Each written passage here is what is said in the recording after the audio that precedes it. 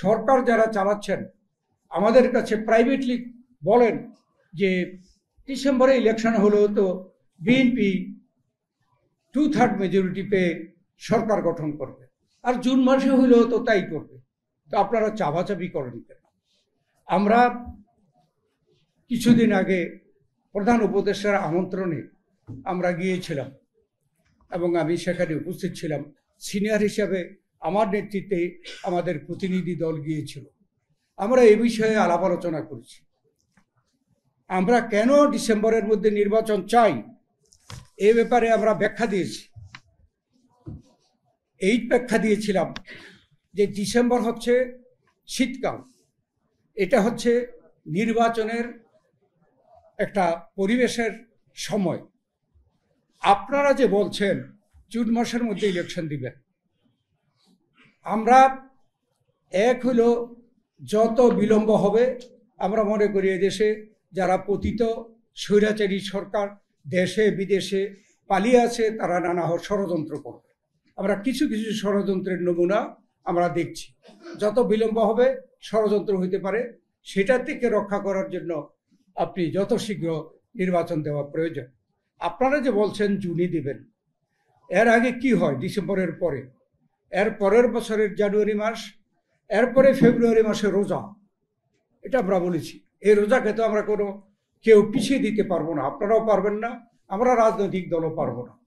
এই রোজা এবং ঈদ নিয়ে 2 মাস চলে যায়, ফেব্রুয়ারি মার্চ, তারপরে আসবে এপ্রিল মে হচ্ছে দেশে পাবলিক পরীক্ষা, এসএসসি এবং এইচএসসি, এগুলোকেও পিছানোর কোনো সুযোগ নেই। আর এই এসএসসি এইচএসসি যে স্কুল কলেজ সেন্টার হয় সেগুলিতে কিন্তু ভোটের সেন্টার হয়। তো আপনারা তো এপ্রিল মে ইলেকশন করতেই পারবেন না। আর জুন মাসে পুরোপুরি বর্ষাকাল চলে আসে। এইবার তো দেখলাম মে মাসেই কি পরিমাণ ঘন বৃষ্টি এবং সারা দেশে বন্যা অবস্থা। এই সময় তো নির্বাচনের সময় না।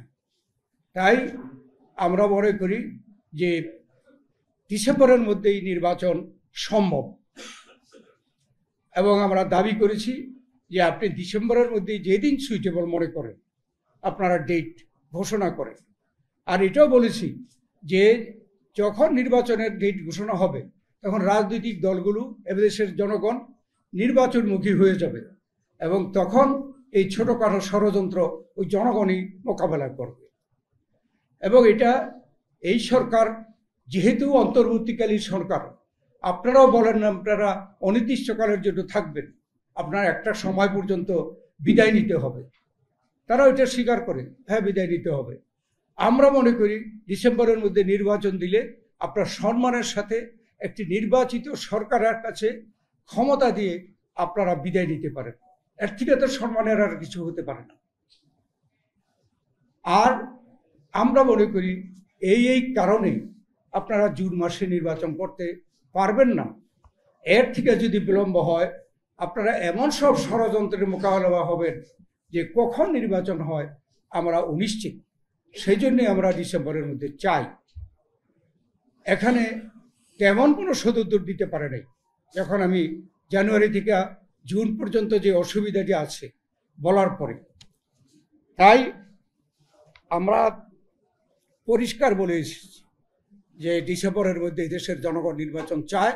আর আপনারাও জনগণকে ক্ষমতা গ্রহণ করেই বলেছেন জনগণের অধিকার ফেরত দেওয়ার জন্য আপনাদের প্রধান কাজ। এবং অধিকার ফেরত মানে হলো ভোটের অধিকার হচ্ছে সর্বাধিক। 16 বছর যাবৎ জনগণ ভোটের অধিকার পায় না। আপনারা ভোটের অধিকার দিয়ে জনগণের নির্বাচিত সরকারের কাছে ক্ষমতা হস্তান্তর করে গেলে দেশও শান্তিতে অগ্রসর হবে ভবিষ্যতের দিকে, এবং জনগণও খুশি হবে, আপনারাও সম্মানের সাথে বিদায় নিতে পারবেন। এখন কিছু ব্যাপারে প্রশ্ন উঠেছে, কেউ কেউ সংস্কার চায়। আমরা বলেছি যে আমরা তো সংস্কারের পক্ষে, এবং এই সরকার আসার আগেই তো আমাদের ভারপ্রাপ্ত চেয়ারম্যান তারেক রহমান 31 দফা সংস্কার কর্মসূচি জনগণকে উপস্থাপন করেছে। আমরা বলেছি যে আমরা জনগণ যদি আমাদেরকে ক্ষমতায় বসায় এই 31 দফা কর্মসূচি আমরা পালন করব। সংস্কার এবং সরকার এসে সংস্কারের প্রস্তাব দেওয়ার পরে আমাদের প্রতিনিধি গিয়ে আমাদের পক্ষ থেকেও সংস্কারের প্রস্তাব দেওয়া হয়েছে। আমরা খোলাখুলি বলেছি যে সকল রাজনৈতিক দল এক পথ হবে এমন কোনো কথা নয়। তাইলে তো আমরা বিভিন্ন রাজনৈতিক দলই করতাম না, সব যদি একমত হয়ে যেত। অতএব মিনিমাম ঐকমত্য তৈরি করে আপনারা নির্বাচনের দিকে অগ্রসর হন। এখন আবার সরকার বলেছে এই মাসে 2 তারিখ থেকে শুরু হবে, কালকে থেকে বোধহয়, যে ঐকমত্য প্রতিষ্ঠার জন্য এর আগে এই কমিটির যে ভাইস চেয়ারম্যান যে আলী রিয়াজ সাহেব, প্রফেসর আলী রিয়াজ সভা করেছেন সবার সাথে। এখন প্রধান উপদেষ্টা আগামী করলো এটা আবার 2য় দফা আলোচনা শুরু করবেন। আমরা যাব, গেলেও আমরা কি বলবো? আমরা তো এই সরকারের আগেই সংস্কার কর্মসূচি দিয়ে রেখেছি।